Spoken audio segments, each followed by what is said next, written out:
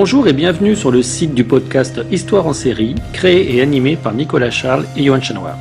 Au programme, une analyse des séries d'hier, d'aujourd'hui et de demain par des spécialistes des questions mobilisées par nos shows préférés. Histoire en série, c'est le podcast qui met en relation histoire, sciences humaines et séries.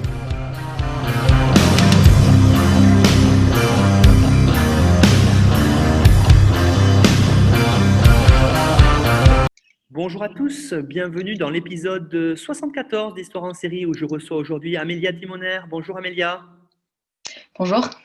Alors Amélia, vous êtes agrégée d'anglais et doctorante en études anglophones à l'Université de Paris-Nanterre. Donc après avoir consacré vos 2 mémoires de master aux crises d'autorité dans le livre À la croisée des mondes de Philip Pullman, vous vous intéressez désormais dans le cadre de votre thèse à l'œuvre de Jasper Fforde. Donc on vous a invité aujourd'hui pour parler d'une œuvre qui est aussi très très intéressante et vous allez nous la présenter, comme c'est de tradition dans cette émission en tout début, c'est la série His Dark Material. Alors qu'est-ce qu'on peut dire dessus, Amélia, pour commencer, pour celles et ceux qui ne la connaîtraient pas? Alors d'abord, c'est une série qui est en cours, puisque donc la première saison a été diffusée en 2019 et la deuxième saison vient de s'achever, donc 2020, et une troisième saison est programmée pour d'ici quelques temps. Donc His Dark Materials ou À la croisée des mondes, qui est le titre en français. C'est une adaptation de la trilogie His Dark Materials, donc du même nom de Philip Pullman.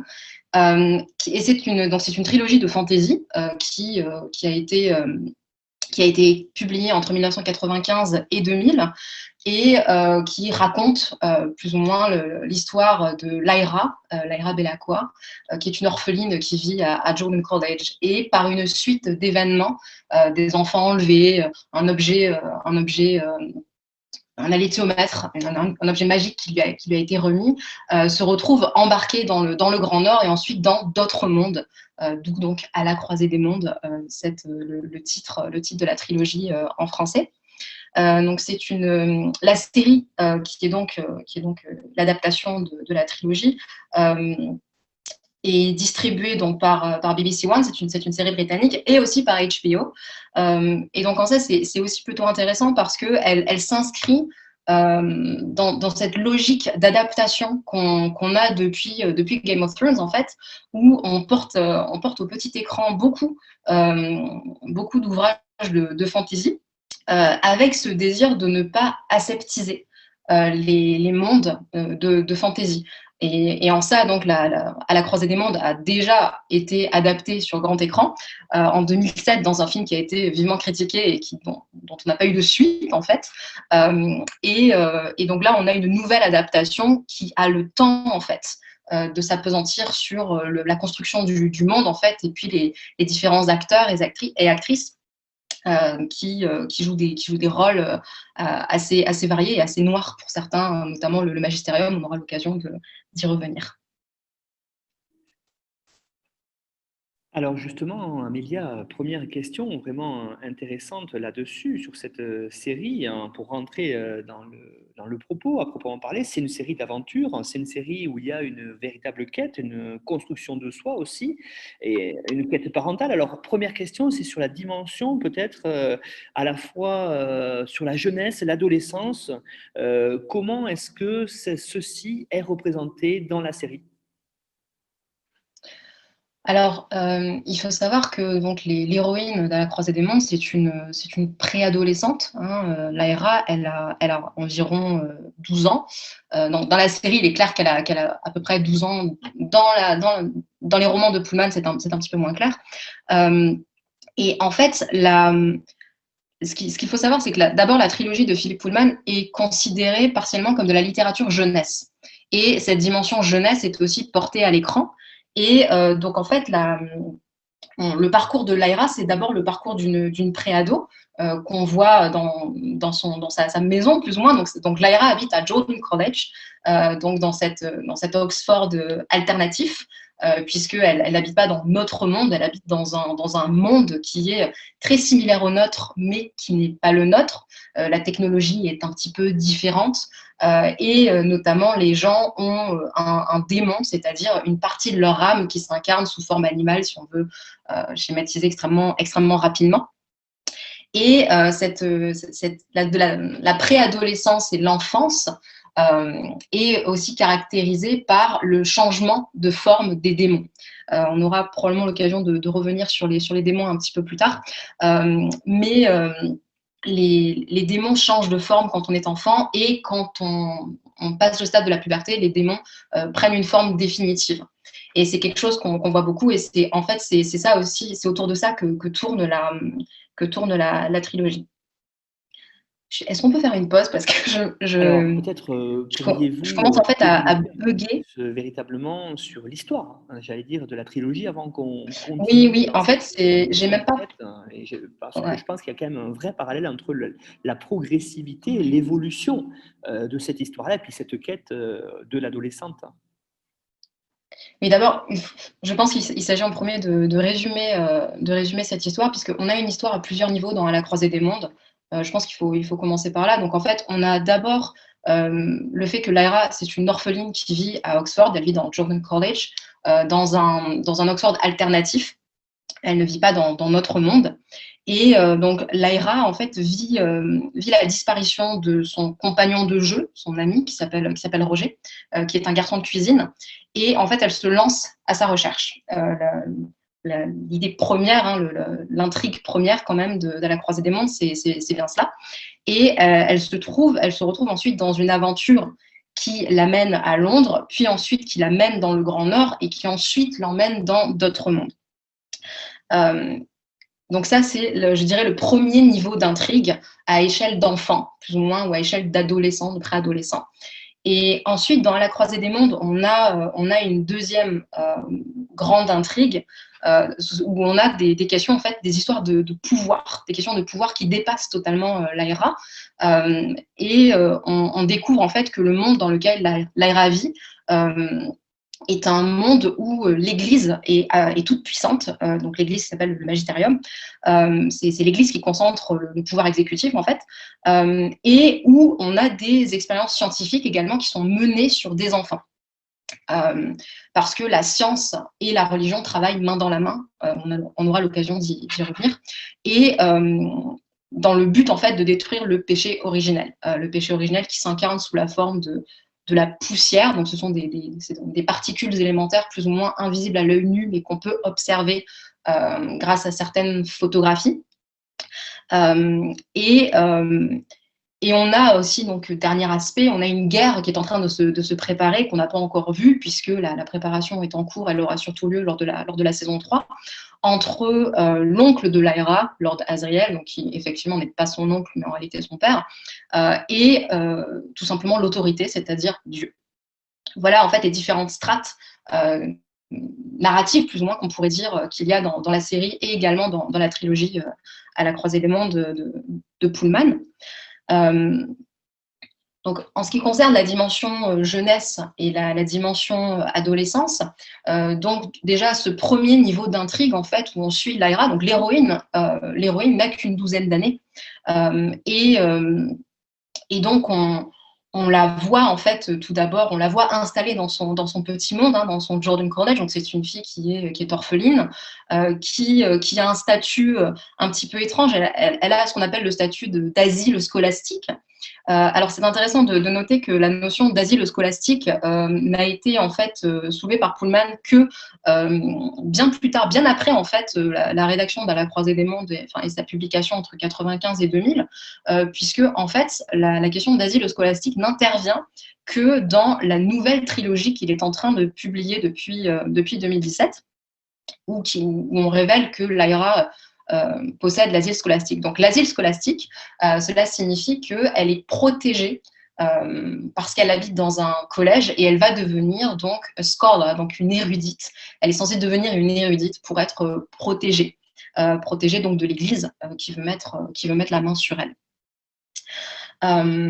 Et donc, Lyra vit dans Jordan College au milieu de tous ces hommes, puisque Jordan College est un milieu exclusivement masculin. Les quelques femmes qu'on peut voir, ce sont des domestiques. Donc, Lyra mène une vie de préado, je dirais tout à fait normale, c'est-à-dire qu'elle s'ennuie en cours, elle joue avec Roger dans les catacombes, elle court partout, sur les toits, etc. Mais donc cette insouciance en fait est bousculée par des enlèvements d'enfants qui ont lieu dans les premiers épisodes, et sur le fait qu'on ne sait pas ce qui arrive à ces enfants qui disparaissent. Et effectivement, le meilleur ami de Lyra, donc Roger, qui est un garçon de cuisine, disparaît. Et Lyra décide de se lancer à sa poursuite. Et c'est ça qui la motive, en fait, à quitter Jordan College. Et elle est mue par le désir de retrouver Roger pendant toute la saison. C'est tout à fait ça qui l'anime. Donc en ça, nous avons effectivement une dimension de quête dans le début de la saison 1. Justement, Mélia, pourriez-vous nous en dire plus sur cette dimension de quête, vous l'avez dit tout à l'heure, qui est assez classique de ce type de quête adolescente dans cette littérature, mais peut-être développer, parce que c'est quand même très intéressant de voir les différentes étapes de ce processus-là. Alors oui, effectivement, donc on a différents dans À la croisée des mondes, enfin dans la série et aussi dans les romans de Pullman, on a plusieurs types de quêtes. Donc on a en premier lieu, on a retrouver Roger. Retrouver Roger, donc Lyra à la fin de l'épisode 1 décide de suivre Mrs. Coulter qu'elle vient de rencontrer. Donc on reviendra sur Mrs. Coulter qui est quand même un personnage très très intéressant. Elle décide de la suivre à Londres parce qu'elle pense que Roger peut se trouver à Londres parce qu'il a été enlevé par les Gobblers, donc les enfourneurs en français, les Gobblers en anglais. Et donc la raison pour laquelle les Gobblers s'appellent les Gobblers, c'est parce que c'est l'acronyme pour le General Oblation Board, le conseil d'oblation. Et donc Lyra, pendant tout le temps qu'elle est à Londres, en fait, elle essaie de motiver Mrs. Coulter, puisqu'elle fait confiance à Mrs. Coulter, au début du moins, pour retrouver son ami Roger. Et quand elle se rend compte que finalement, Mrs. Coulter ne va pas chercher Roger, et qu'au contraire, Mrs. Coulter fait partie de ce réseau qui enlève des enfants et qui leur fait subir des choses dont on n'a pour l'instant pas idée, elle s'enfuit. Et elle est en mesure de continuer sa quête en rejoignant la communauté des Gitans. Donc les Gitans qui aussi sont à Oxford au début de la saison 1. Et les Gitans également ont perdu des enfants. Et comme la police n'est pas du tout intéressée de rechercher en fait ces enfants, les enfants de cette communauté, les Gitans ont décidé eux-mêmes de sortir leurs enfants des griffes de ces Gobblers. Et donc Lyra les rejoint et elle se retrouve embarquée vers le Grand Nord. Donc d'abord à Charleston et puis ensuite encore plus au nord où elle tente de retrouver Roger. Mais la quête, en fait, pour retrouver Roger, et comme beaucoup de quêtes, et je pense que c'est ça qui est très fort dans cette série, c'est que la plupart des quêtes sont des quêtes qui se finissent, en fait, finalement plutôt mal, puisque donc la quête pour retrouver Roger, elle semble avoir une issue heureuse, puisque effectivement, Lyra le retrouve à Bolvangar, et il est encore en vie, et on ne lui a rien fait subir pour le moment. Simplement, une fois qu'elle l'a retrouvé,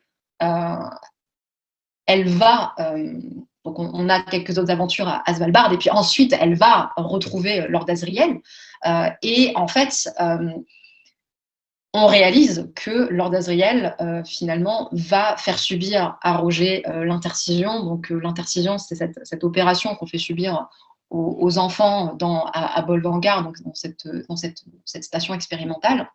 C'est-à-dire séparer l'enfant du démon pour libérer de l'énergie afin d'ouvrir un passage vers un autre monde. Et donc, Roger est de nouveau enlevé et Roger meurt. Et donc, la quête de Lyra, qui semblait se finir sur une note positive, est en fait c'est en fait tout le contraire, puisqu'elle se retrouve totalement isolée, et elle perd son meilleur ami. Et la scène est encore plus déchirante quand Roger meurt, parce que, en fait, la veille, tous les deux, ils sont arrivés chez Lord Asriel, et on les voit en fait se faire une espèce de château fort avec des couvertures dans le salon, et discuter avec les lampes de poche. Donc on a de nouveau ce retour à l'insouciance qu'ils avaient dans le premier épisode. Et cette insouciance, en fait, elle est de nouveau mise à mal par la mort de Roger, et par ensuite la culpabilité que porte Lyra qui pense qu'elle est responsable de la mort de son ami. Cette première quête, en fait, est finalement couplée avec une deuxième, et cette deuxième, en fait, elle concerne l'alétiomètre. Donc, pour introduire un peu l'alétiomètre, donc l'alétiomètre est un objet, j'appellerais un objet facilitateur, qui a été remis à Lyra par le master de la personne, l'homme qui gère Jordan College. Et l'alétiomètre, en fait, ça ressemble un petit peu à une boussole. Hein. Voilà, c'est dans le format américain, on appelle ça the golden compass, la boussole d'or. Et en fait, l'alétiomètre, comme son nom l'indique, dérivé du grec aletheia, permet de dire la vérité. Donc, on peut poser des questions à l'alétiomètre en bougeant les molettes, et ensuite, une aiguille bouge toute seule pour donner la vérité. Et Lyra a l'impression qu'on lui a remis cet objet, non pas pour elle, non pas pour qu'elle s'en serve, mais pour qu'elle l'apporte à Lord Asriel. Et c'est pour ça qu'une fois qu'elle a retrouvé Roger, elle décide elle veut en fait, elle veut apporter l'alétiomètre à son père. Elle veut apporter l'alétiomètre à son père qui est retenu prisonnier, en pensant que ça lui sera utile. Et encore une fois qu'elle est arrivée et qu'elle retrouve son père lui dit, mais en fait, l'alétiomètre, il t'a été donné à toi, et il n'est pas pour moi, et j'en ai pas l'utilité parce que je ne sais pas le lire. Je ne sais pas lire l'alétiomètre. Donc, deuxième quête, en fait, qui finalement tombe à plat, et qui se traduit en fait par la mort de Roger. Donc ça, ce sont plus ou moins les quêtes du côté de Lyra. Ensuite, on a d'autres quêtes qui concernent un autre personnage que j'ai pas eu l'occasion de présenter pour le moment, l'autre personnage principal dans la série, Will Parry.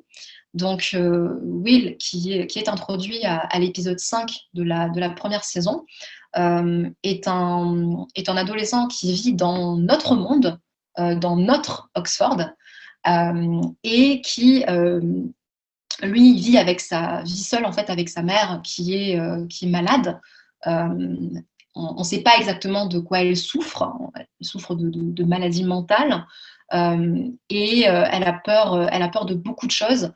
Et en ça, c'est intéressant par rapport à la trilogie de Pullman, de la façon dont ils ont adapté en fait la souffrance de la mère de Will, parce qu'en fait, la souffrance paraît vraiment justifiée, parce qu'ils sont vraiment en danger, et elle réagit par rapport au danger qu'il y a autour d'eux.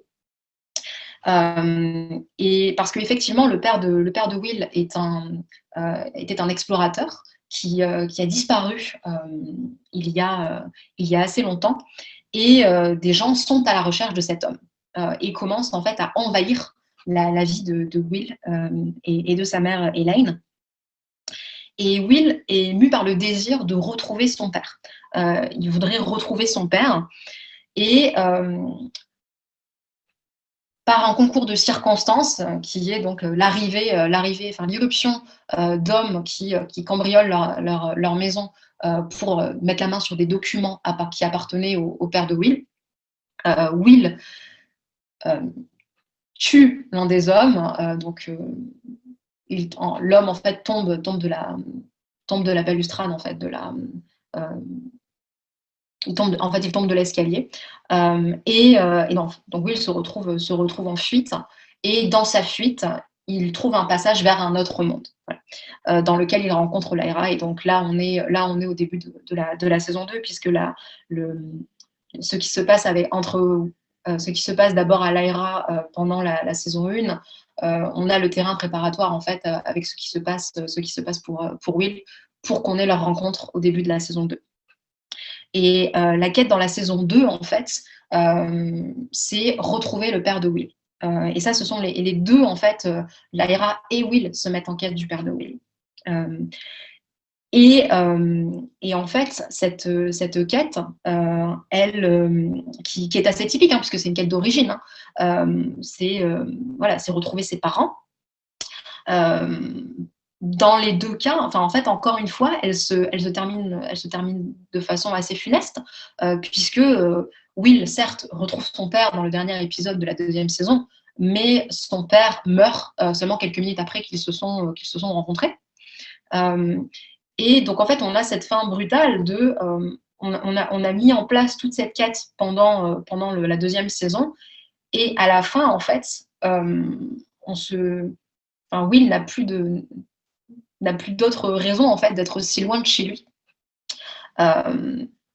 mis à part le fait que son père lui a donné une nouvelle quête. La nouvelle quête étant d'apporter encore un objet facilitateur à Lord Asriel. Donc, il semblerait qu'on aime apporter des objets facilitateurs à Lord Asriel. Et cet objet facilitateur, c'est donc le poignard subtil que Will a acquis en amont dans la saison 2. Et c'est un poignard qui permet en fait de couper dans la fabrique, dans la matière des mondes, de manière à couper des fenêtres pour se rendre d'un monde à l'autre. Voilà. Et c'est un objet qui est nécessaire à la guerre que va mener Lord Asriel. Donc voilà, on a toutes ces quêtes qui font avancer physiquement les enfants, et qui également les font aussi évoluer en tant que personne, parce que la mort de Roger a un très fort impact sur Lyra. Mais ensuite, ça lui permet aussi de développer de nouer une amitié assez profonde avec Will, et la rencontre de Will avec Lyra, ça lui permet aussi pour lui d'être moins seul et d'avoir une amie. Et leur amitié, c'est quelque chose qui est vraiment porté, c'est quelque chose qui porte la deuxième saison, même si bien sûr ça peut leur arriver de se disputer quand Lyra fait une grosse bêtise par exemple. Mais voilà, ils avancent en fait ensemble, et ce qui est intéressant, comme un peu habituellement en littérature de jeunesse, et là vu qu'on a des protagonistes jeunes, c'est la même chose, c'est qu'ils avancent loin des adultes, sans les adultes. Voilà, les adultes ne sont pas là. Ben justement, j'allais vous poser la question sur les adultes. Comment est-ce qu'ils sont perçus à travers la série His Dark Materials? Qu'est-ce qu'on peut en dire par rapport à ce qui est écrit dans le roman? Parce que les figures d'adultes, vous l'avez dit, elles ne sont pas là, mais elles sont en creux quelque part. Donc comment est-ce qu'on peut comprendre ça, Amélia? Alors les figures d'adultes, c'est assez intéressant, parce que on peut en dire beaucoup de choses. On a en fait des adultes contre lesquels en fait on se construit plus ou moins, parce que ce sont quand même les adultes qui sont les antagonistes majeurs. Hein. On peut penser à plusieurs personnages, comme par exemple Lord Boreal. Donc Lord Boreal est un membre du Magisterium. Très intéressant, parce que c'est le seul homme noir du Magisterium. Le reste du Magisterium, j'aurai l'occasion d'y revenir, est exclusivement blanc. Et Lord Boreal, en fait, a réussi à s'installer à la fois dans son monde, qui est le monde de Lyra, mais aussi dans le monde de Will. Et Lord Boreal, en fait, est un homme extrêmement dangereux, qui fait partie de ces hommes qui envahissent la vie de Will et la vie de sa mère. Et sans jamais s'énerver, sans jamais hausser la voix, il arrive en fait à mettre Will, à mettre Lyra et à mettre la mère de Will en très grande difficulté, en très grande détresse, par des petites phrases qu'il peut avoir quand on se retrouve contre lui. Et Lord Boreal, c'est également celui qui se met en fait à la recherche du père de Will, parce qu'il sait que le père de Will a pu aller dans d'autres mondes. De la même façon, on a la grande antagoniste, et il faudra que je revienne dessus, mais c'est quand même Mrs. Coulter. Mrs. Coulter, c'est l'antagoniste de la première saison et de la deuxième. Mrs. Coulter, dont les motivations restent quand même assez complexes, assez floues. C'est quand même une femme qui n'a aucun problème à l'idée de séparer les enfants de leurs démons, et qui gère en fait toutes ces expériences scientifiques. C'est quelqu'un qui est capable de torturer. Voilà, dans le premier épisode de la saison 2, elle torture une sorcière sans que ça lui cause un quelconque problème. Elle est également capable de maîtriser les spectres qui sont des créatures qui se nourrissent de l'humanité, et elle n'est pas affectée par les spectres. Donc voilà, des antagonistes majeurs sont des adultes. On peut aussi penser aux scientifiques de Bolvangar qui sont aussi. On a une notamment qui ne se pose pas vraiment de questions sur le bien-être des enfants et qui en fait fait preuve de cruauté envers eux, parce qu'elle croit vraiment dans le fait qu'ils font ça pour le bien, en fait, pour le bien de l'humanité, pour sauver l'humanité du péché. Voilà.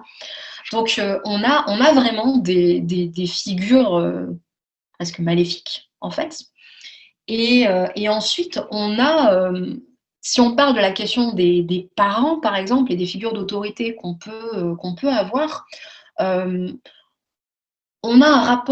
dirais qu'on a un rapport légèrement différent entre le livre et la série, entre Lyra et ces figures-là, parce que il me semble que dans la série, Lyra est davantage en fait une adolescente qu'une enfant. Dans la trilogie de Pullman, notamment dans le premier roman, dans Les Royaumes du Nord, Lyra est vraiment, elle est emmenée systématiquement, et elle ne prend pas vraiment de décision. Alors que dans la série, elle est beaucoup plus active en fait dans les conflits, elle prend beaucoup plus de décisions, et en fait le rapport qu'elle a avec, par exemple, par exemple, on a certains gitans avec qui elle se lie, notamment Farder Coram. Donc Farder Coram dans les romans agit vraiment comme une figure paternelle. C'est-à-dire que, et puis son nom, hein, Farder, on est quand même pas très loin. Il la conseille beaucoup, et également il la recadre quand c'est nécessaire. Et si quelquefois, effectivement, dans la série, ça lui arrive de la recadrer, la relation qu'il a avec elle, c'est beaucoup plus une relation de oncle à nièce, par exemple. C'est-à-dire que c'est pas lui qui se charge en fait de faire son éducation. C'est quelqu'un plutôt qui l'accompagne dans son voyage. Et de la même façon, on a, pareil chez les gitans, on a Ma-Costa. Alors c'est assez intéressant parce que Ma-Costa, dans les romans, c'est juste Ma-Costa. Donc mom, maman, hein, on reste pareil dans ce même rapport. Et elle agit comme une mère par rapport à Lyra. Et encore une fois, dans la série, alors si effectivement c'est quelqu'un qui fait, par exemple, qui la serre dans ses bras, qui la rassure, c'est aussi quelqu'un, c'est pas quelqu'un qui lui dit quoi faire. Encore une fois, c'est plutôt quelqu'un qui accompagne. Et la relation qu'elles ont toutes les deux, je dirais pas que c'est vraiment une relation de mère-fille, hein, comme on pourrait avoir dans le roman. Ça peut être une relation mère-fille avec une fille plus âgée, qui est déjà capable de prendre des décisions, qui est déjà capable de se révolter, car elle a l'impression qu'elle peut faire confiance à personne. Et d'ailleurs, donc, Ma-Costa dans la série s'appelle en fait Maggie. C'est un choix qui a été fait par les scénaristes. Donc, parmi les gitans, elle trouve quelques figures qui l'aident à grandir, qui l'accompagnent dans son cheminement. On peut aussi penser à Lord Fa, donc, qui est le roi des gitans d'Occident. Mais finalement, en fait, elle est moins liée à Lord Fa qu'elle ne l'était dans le livre. Et encore une fois, donc, Lord Fa, c'est une figure d'autorité parce que c'est le roi. Et effectivement, c'est lui qui, des fois, peut lui dire non. mais elle n'a pas le même, elle n'est pas aussi proche de lui qu'elle peut l'être de Farder Coram. Voilà, donc ça c'est par exemple pour les gitans. Elle trouve quelques figures adultes qui l'aident à se construire. Ensuite, on peut bien sûr penser à, si on reste dans les humains, on a bien sûr la figure de Lee Scoresby. Alors, la figure de Lee Scoresby, c'est Lee Scoresby, c'est un des personnages préférés souvent des fans, parce que il est, faut le dire, Lee Scoresby, il est cool. c'est un aéronaute texan que Lyra rencontre à Trollesund, donc au tout début de leur voyage dans le Nord. Et donc, il est incarné par Lin-Manuel Miranda dans la série. Et Lee Scoresby, c'est un passage extrêmement intéressant parce qu'en fait, c'est pas juste qu'il a une influence sur Lyra, en fait, c'est que Lyra a surtout une très très grande influence sur lui. C'est-à-dire qu'au début, quand il fait son apparition et qu'il est à Trollesund, voilà, il veut jouer aux cartes. Alors certes, il cherche Yorick Barneson, mais c'est quelqu'un qui est un peu en errance en fait, aussi de par son métier d'aéronaute. Et en fait, quand il rencontre Lyra, il y a quelque chose il y a un lien immédiat qui se fait entre eux deux. C'est-à-dire que alors immédiatement, ils ont une complicité qui est visible vraiment, je dirais, dès leur première rencontre. Et après, donc il y a cette scène assez drôle où elle va le voir à son hôtel et ils discutent et ce faisant, elle lui pique tout le bacon qu'il avait dans l'assiette. Mais en fait, il est totalement charmé par cette gamine. Il l'appelle Ked, bien souvent. Et donc, en fait, Lee Scoresby, de son côté, une fois qu'il n'est plus avec Lyra, va se mettre en quête de Stanislas Grumman parce que Stanislas Grumman a connaissance d'un objet qui pourrait protéger Lyra. Et Lee Scoresby, en fait, c'est un des rares personnages qui vraiment activement, pendant beaucoup d'épisodes, en fait, cherche à protéger Lyra coûte que coûte. Et plusieurs fois, il est dit que voilà, il n'a pas d'enfants, mais que s'il avait des enfants, il aimerait que ses enfants soient à moitié aussi courageux, courageuses que Lyra. Et il a beaucoup d'amour pour elle, et on le voit dans la saison 1 par les scènes qu'ils ont tous les deux. Et puis, par exemple, ils dorment dans la même tente aussi. Donc voilà, on a un lien très très fort entre Lee Scoresby et Lyra. Et finalement, en fait, ça ne dure malheureusement pas longtemps, puisque Lyra tombe du ballon de Lee Scoresby dans la saison 1, et ensuite, ils ne se revoient jamais. Jusqu'à ce que, en fait, puisque Lee Scoresby meurt à la fin de la saison 2, ils n'auront jamais cette possibilité de se revoir. Et du coup, c'est encore plus déchirant parce que c'est vraiment l'adulte qui, clairement, pourrait être un père, pourrait être une figure paternelle extrêmement positive. Et ben en fait, il est privé de ça, et Lyra est privée de ça aussi. De la même façon que Will est privé d'une figure paternelle à la fin de la saison 2. Donc en fait, la fin de la saison 2, c'est la fin des figures paternelles, puisque en l'espace de quelques minutes, on a un Lee Scoresby qui meurt qui meurt sous les balles du Magisterium, et on a le père de Will qui se prend une balle pareil d'un autre membre du Magisterium. Donc voilà, on a ces deux choses-là. Et pour encore rester sur Lyra, si on parle puisqu'on n'en a toujours pas parlé, mais parler de ses vrais parents à Lyra, donc ses vrais parents qui sont en fait Lord Asriel et Mrs. Coulter. Tous les deux, en fait, ne sont pas des figures parentales sur lesquelles elle peut s'appuyer, parce que déjà, Lord Asriel, qu'on voit extrêmement peu dans la série, et on ne le voit pas non plus beaucoup dans les romans, en fait, Lord Asriel, si on sent dans le premier épisode de la saison 1 une forme de complicité entre lui et Lyra, je dirais qu'il est moins féroce et il est moins violent envers elle, même s'il est quand même violent que dans les romans. on est quand même loin d'une figure d'autorité idéale, en fait. Et comme il le lui dit dans l'épisode 1, je n'ai pas de temps à te consacrer. Hein, il n'a pas de temps pour elle. Et quand elle le retrouve à la fin de la saison 1, elle lui dit, mais voilà, vous dites que vous êtes un père, et en fait, il lui rétorque qu'il n'a jamais prétendu l'être. Il n'a jamais prétendu être un père ou vouloir ne serait-ce que l'être. Donc, il rejette en fait sa fille, et ça, c'est extrêmement douloureux pour Lyra, et heureusement pour elle qu'elle a Roger à ce moment-là, qui est encore en vie. Et d'un autre côté, si on prend Mrs. Coulter, donc Mrs. Coulter je dirais, qui est le personnage le plus creusé dans la série, Mrs. Coulter en fait fonctionne sur une forme d'ambivalence. Donc elle veut protéger sa fille, et on sent que qu'elle a beaucoup d'amour pour Lyra.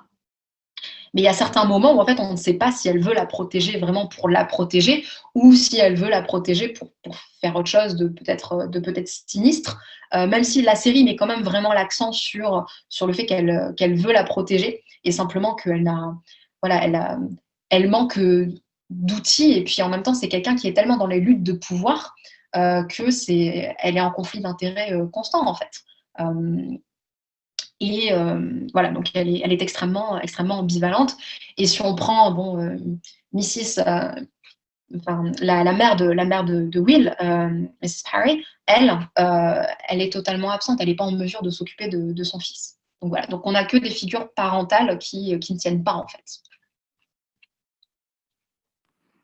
C'est une série qui a, vous l'avez dit, son propre vocabulaire, ses propres dimensions spécifiques. Alors, vous avez parlé plusieurs fois d'un mot, magisterium. Qu'est-ce que c'est, Amélia?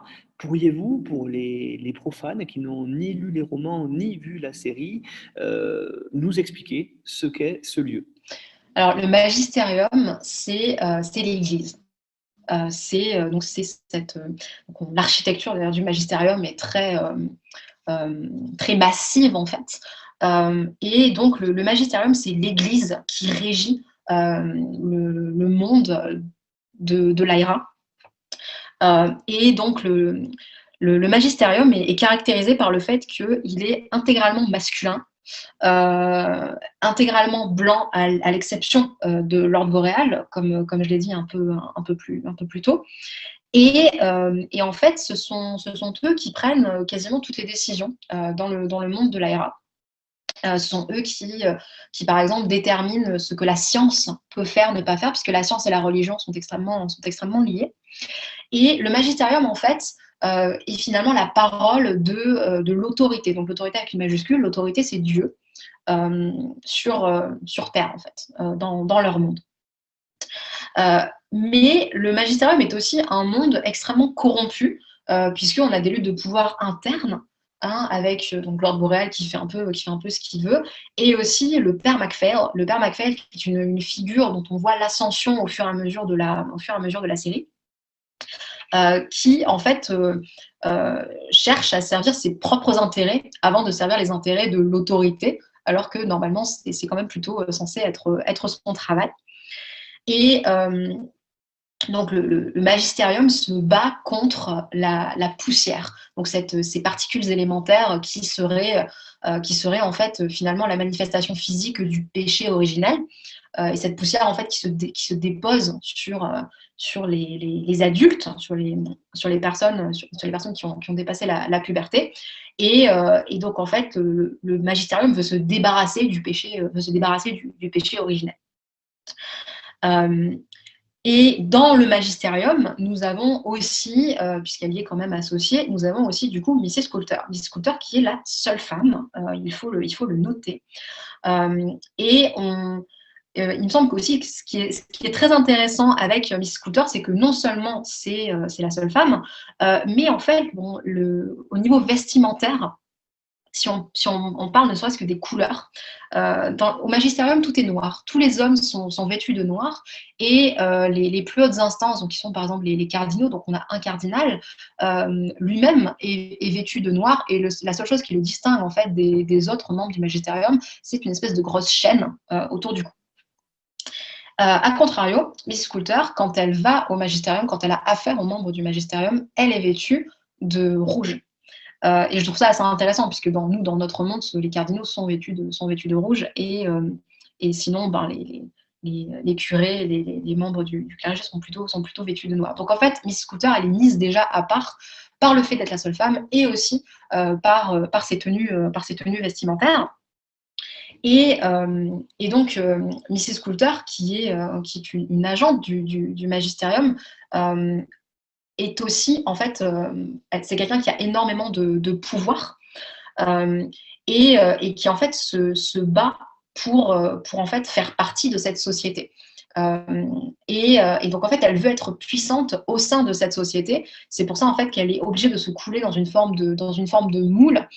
Et en ça, donc là, je reviens à cette question de figure parentale.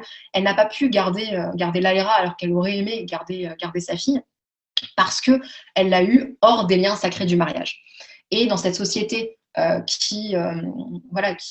où l'Église, en fait, est toute puissante, c'était quelque chose d'absolument impossible. Et elle a été d'ailleurs considérée comme une paria pendant plusieurs années. Donc, Mrs. Coulter veut en être, en fait. Elle veut faire partie. Et c'est pour ça qu'elle dirige le conseil d'oblation. Et c'est pour ça qu'elle est aussi en lien avec les ours, etc.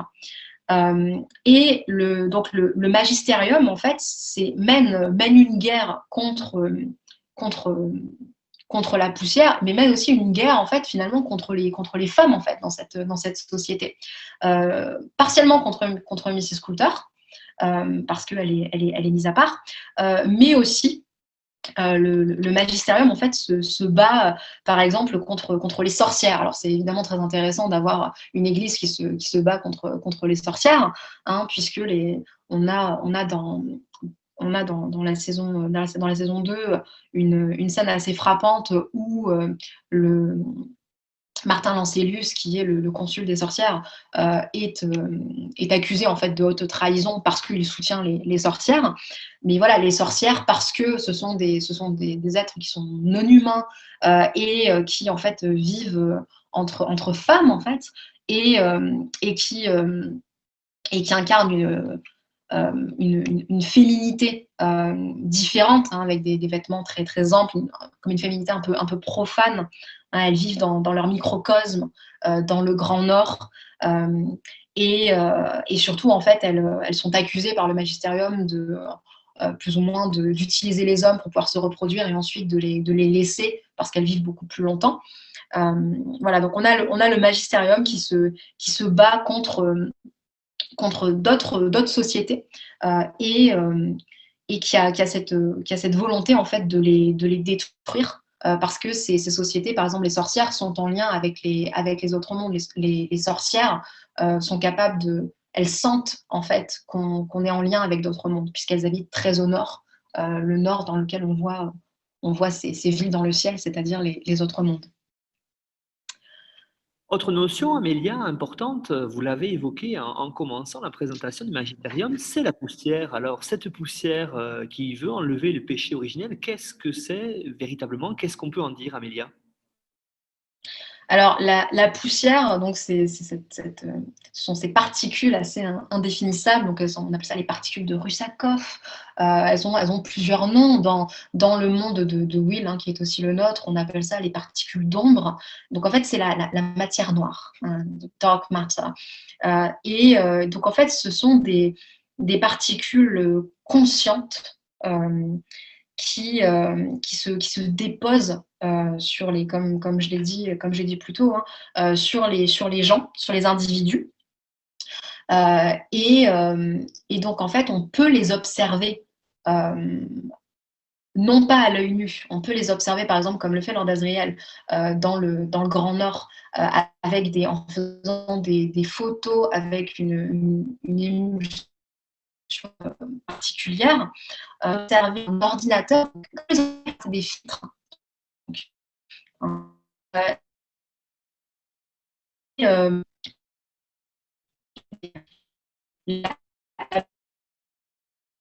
voilà. Quand Mary Monroe, dont je n'ai pas encore eu le temps de parler, qui est une scientifique qui est amenée à un rôle très important, poussière, dit qu'en fait, elle est les anges. Et donc, en fait, c'est de la conscience, plus ou moins. C'est devenir davantage conscient du monde. Et c'est la poussière qui meut, par exemple, l'aiguille de la létiomètre. Hein. Et la poussière, en fait, finalement, c'est de quoi il est. En fait, c'est de quoi toute la trilogie est question, en fait. Et d'ailleurs, on le voit très bien dans le générique. Hein, le générique met vraiment en avant la poussière, notamment dans toute la première partie du générique, où on voit la létiomètre qui est créée par toutes ces petites particules dorées. Voilà. Donc, elle est difficile à représenter, mais c'est cette matière noire, cette partie de l'univers dont on ignore un peu ce que c'est, mis à part que ici, ça serait finalement la conscience qui se développe en fait au fur et à mesure du développement interne d'un individu. Et la science essaie de la comprendre pour le monde de Will. Mary Malone essaie de comprendre ces particules, ces ombres. Et du côté de Lyra, au contraire, le magisterium essaie en fait de détruire la poussière, parce que pour eux, c'est quelque chose d'extrêmement négatif. Et ils veulent éviter que la poussière se dépose sur les individus en les séparant de leurs démons. Puisque quand le démon à la puberté prend une forme définitive, la poussière se dépose sur les individus. Donc pour eux, les démons attire finalement la poussière qui est extrêmement négative. Et donc, le démon est lié du coup au péché originel. Et en fait, ce qui est très intéressant dans la série, c'est que finalement, la science et la religion sont extrêmement liées.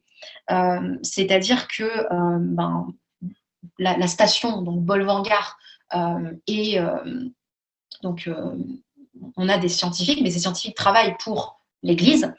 Et de l'autre côté, on a aussi Mary Malone, qui est une scientifique qui a été nonne auparavant et qui a quitté les ordres et qui pourtant en fait se retrouve non pas à de nouveau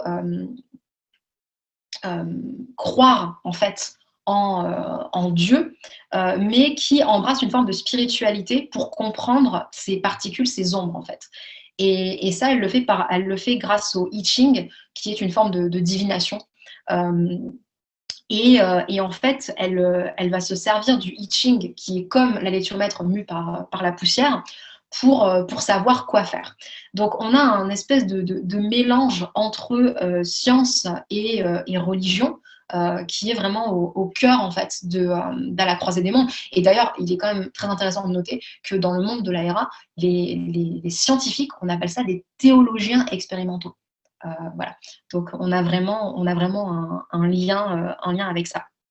Et puis, vous le dites, c'est vrai que cette place de la science qui est très fortement liée à la religion, vous l'avez évoqué, c'est quand même relativement intéressant. Alors, j'aurais aussi une dernière question par rapport à cette idée-là.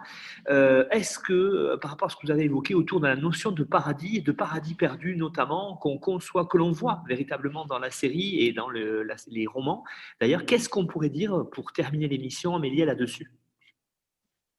Oui, alors donc, ce qu'il faut savoir, c'est qu'à la croisée des mondes, c'est une réécriture du Paradis perdu de John Milton, qui est un texte qui date du XVIIe. Et donc, en fait, quand Milton a écrit cette œuvre-là, en fait,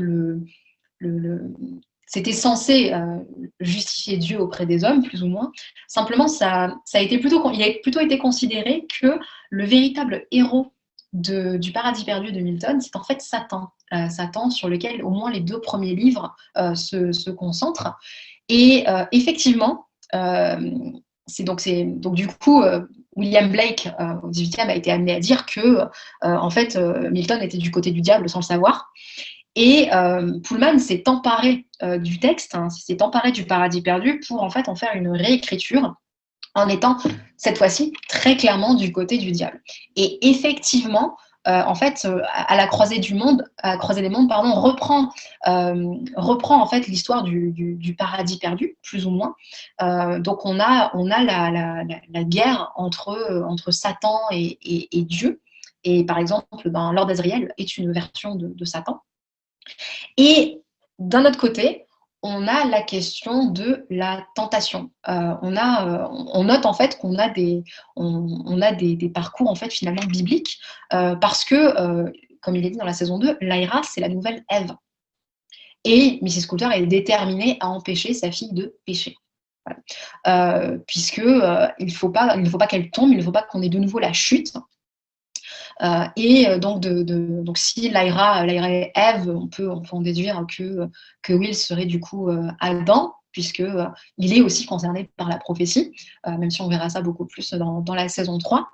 D'un autre côté, on a Mary Malone qui est censée jouer le rôle du serpent, comme le lui a demandé la poussière, comme lui a demandé les ombres dans la saison 2. Et d'ailleurs, on voit que quand Mary elle quitte son bureau, sur son ordinateur, en fait, on voit la poussière qui s'est agrégée pour former l'image du serpent. Hein. Donc, on a en fait on a ces parcours féminins où on a du coup un Satan tentateur qui est Mary Malone, ancienne nonne, encore une fois. Hein, donc, c'est des choix assez intéressants. Et en fait, ce qui est très différent dans À la croisée des mondes par rapport au paradis perdu de Milton, où bien sûr la chute est considérée comme quelque chose de négatif et il ne faut pas, etc. Dans la série, et ça sera du coup beaucoup probablement dans la saison 3, on est plutôt du côté du gnosticisme. C'est-à-dire que la connaissance en fait fait progresser, et c'est bien ça dont il est question depuis le départ, puisque Lyra progresse au fur et à mesure, Lyra grandit. Et de l'autre côté, en fait, on a le magistérium avec un véritable obscurantisme, le magistérium qui veut garder l'humanité dans l'obscurité, qui ne veut pas dire qu'on a des failles en fait qui permettent de passer d'un monde à l'autre. Voilà, garder l'humanité là-dedans. Et en ça, sur la question du gnosticisme, alors très rapidement, parce que ça sera surtout traité dans la saison 3, en fait, en ça, Pullman s'est appuyé sur un texte de Heinrich von Kleist, où en fait, c'est cette idée de quand en fait on a perdu la grâce, on peut retourner. On peut retourner en fait au paradis quand on a connu la chute, mais on peut retourner au paradis non pas par la porte principale, mais en fait par la porte arrière. Voilà. Et c'est de ça dont il sera question en fait dans la 3e saison. Amélia Timoner, merci pour cette présentation de la série His Dark Materials qu'on retrouve donc dans cet épisode 74 histoires en série. Alors comme tous les intervenants et intervenantes, vous avez fourni une bibliographie indicative qui se trouve sur la page de présentation de l'épisode de notre site histoireensérie.com, sur lequel je vous recommande d'aller si vous voulez voir tous les numéros qui sont déjà apparus, avec la présentation des auteurs bien sûr, et puis des bibliographies indicatives et des résumés surtout des émissions. Et puis celles et ceux qui voudraient retrouver le résumé de l'émission se rendent sur le site de notre partenaire nonfiction.fr, où vous avez à chaque fois un résumé rapide et surtout des liens qui permettent d'aller directement écouter sur toutes vos plateformes préférées de podcast l'émission. Voilà, n'oubliez pas aussi de vous abonner pour nous suivre sur Twitter, donc @histoireensérie, et puis vous aurez comme ça l'actualité du podcast qui s'enrichit de plus en plus avec de nombreux projets pour cette année 2021. On ne spoile pas trop, mais on vous tiendra au courant au fur et à mesure. En tout cas, je vous remercie très vivement pour cette présentation littéraire, Amélia, qui était sur cette série His Dark Materials, vraiment très intéressante. Je vous dis à bientôt, peut-être pour la saison 3, ou en tout cas pour l'étude d'une autre série. Merci Amélia. Merci à vous.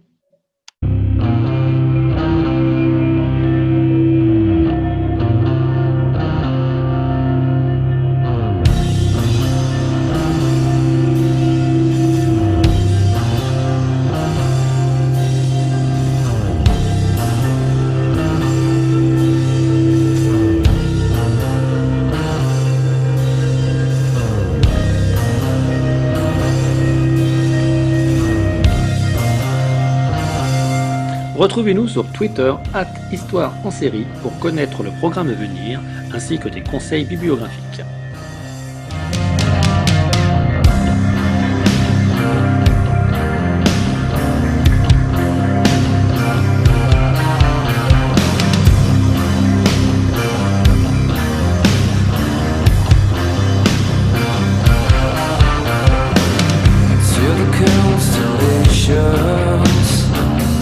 Travel logistically. Such a beautiful planet, populated by a stranger animal.